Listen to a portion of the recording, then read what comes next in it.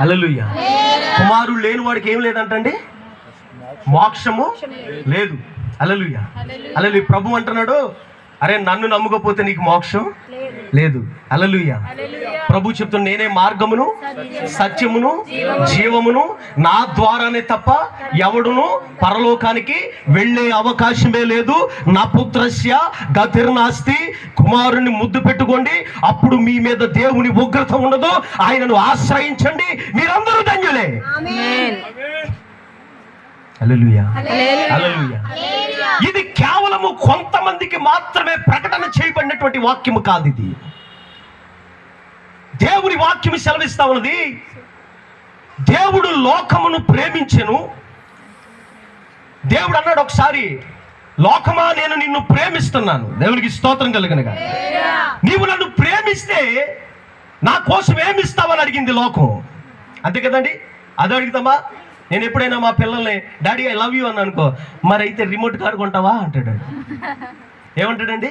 Remote car కొంటావా అంటాడు. అంటే నేను వాడిని ప్రేమిస్తున్నాను అనే మాటకి వాడు నా నుండి ఎక్స్పెక్ట్ చేసేది ఏంటి? వాడికి కావలసిన రిమోట్ కారు. ఈ లోకమును దేవుడు నేను ప్రేమిస్తున్నానని చెప్పగానే ఆ లోకం అడిగింది, మరి మాకు ఏమిస్తావంటే, మీకు ఏమిచ్చినా మీ స్థితిగతులు మారవు, మీకు ఏమిచ్చినా మీకు గతి లేదు, మీకు ఏమిచ్చినా అది గతి నాస్తి కనుక మీకు నేను ఇస్తాను, నా కుమారుణ్ణి ఇస్తాను. గట్టిగా చప్పలు కొట్టి దేవుని నామని భయపడి. హల్లెలూయా. హల్లెలూయా. హల్లెలూయా. అందుచేత నా కుమారుణ్ణి మీరు ముద్దు పెట్టుకోండి, మీ మీద నా ఉగ్రత ఉండదు. ఏమండి? ఏముండదండి? ఉగ్రత ఉండదు. చెప్పండి, కుమారుణ్ణి ముద్దు పెట్టుకుంటే ఏముండదండి? ఉగ్రత ఉండదు. దేవునికి స్తోత్రం కలుగును గాక. హల్లెలూయా. కుమారుణ్ణి ముద్దు పెట్టుకుంటే వ్యాధులు ఉండవు. దేవునికి స్తోత్రం కలుగును గాక. కుమారుణ్ణి ముద్దు పెట్టుకుంటే ఏ విధమైనటువంటి లోక మాలిన్యం మనకు అంటదో యేసు నామములో. హల్లెలూయా. హల్లెలూయా. కుమారుణ్ణి ముద్దు పెట్టుకోకపోతేనే ఆయన ఉగ్రత మన మీద వచ్చి పడతాం. ముద్దు పెట్టుకోవడం అనండి అంటే ఏంటమ్మా? ఎవరిని ముద్దు పెట్టుకుంటాం?